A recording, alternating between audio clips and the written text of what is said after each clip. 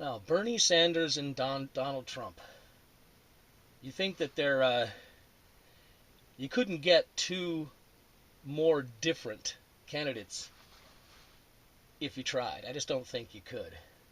But when you look at their campaigns and how their popularity, and more importantly, why their popularity is in existence, it's almost exactly the same thing.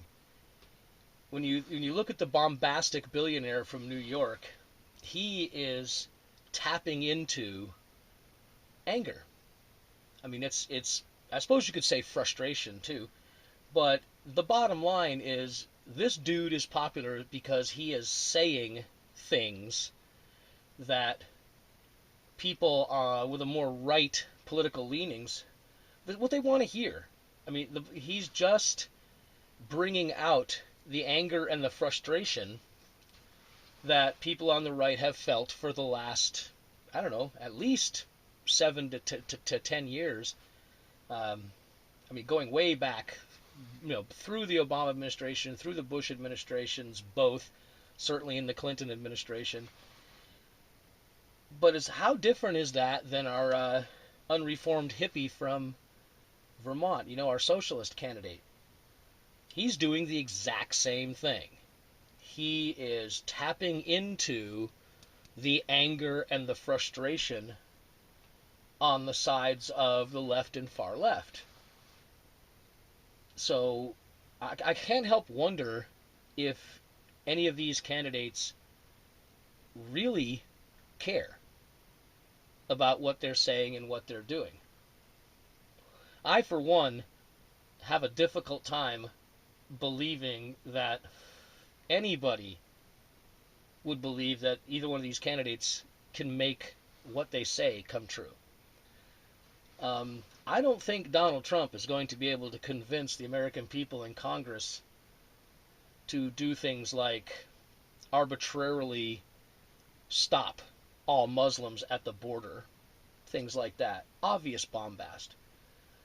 And on the same, by the same token, I don't think Bernie Sanders is going to be able to convince the American people that the smartest way to deal with our problems are to channel as much money as possible into the federal government and then let the federal government decide where that money is best spent.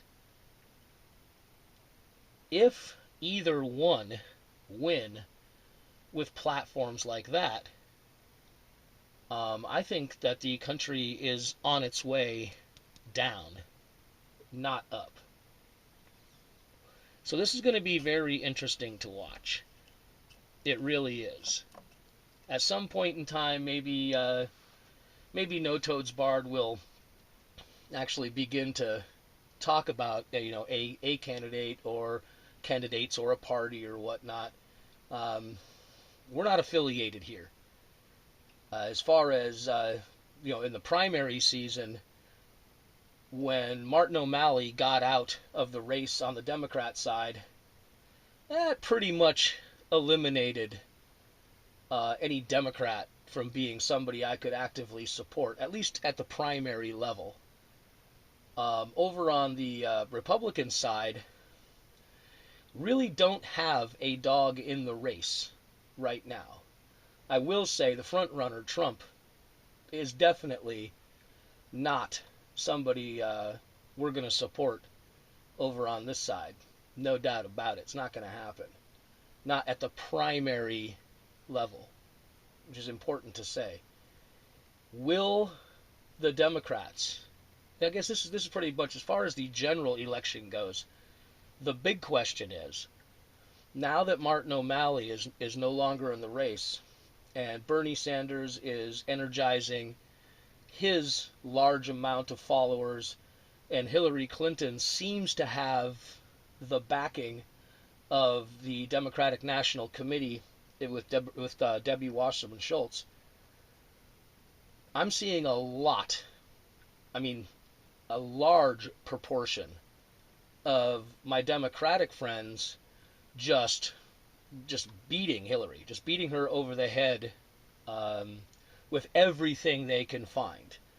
And I understand it's part of the primary process. They want their guy to win, and they're just beating the tar out of Hillary. They're letting everybody know every possible negative foible, and God knows there's plenty of them, to try and get their fellow Democrats to vote for Bernie.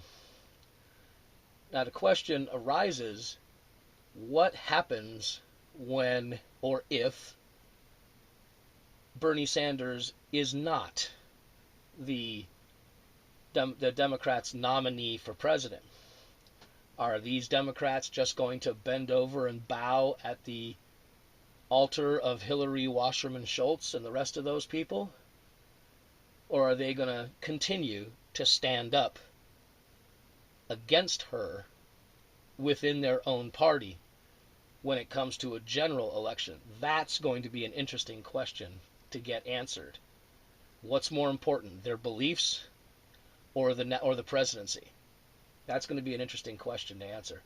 Over on the other side, I can pretty much answer that. I can ask the same question. When it comes time for the rest of the states, Super Tuesday, I'm putting this out the night before the Super Tuesday primaries. I have to ask the Republicans, what are you going to do if Donald Trump ends up being the winner? Are you going to support some of those things that he's talking about? I mean, the man is a lot of fun to listen to. There's no doubt he's probably the best flag waver that the Republicans have had in a long time. But from an American constitutional standpoint, is this the guy you want to see? Is this the guy you want to defend when he brings his particular form of bombast on a national stage and is representing you and your family to the nation and to the rest of the world? It's going to be an interesting evening. It's going to be fun watching the Super Tuesday primaries, because things could be decided there. But I guess we'll have to wait until Wednesday morning to find out for sure.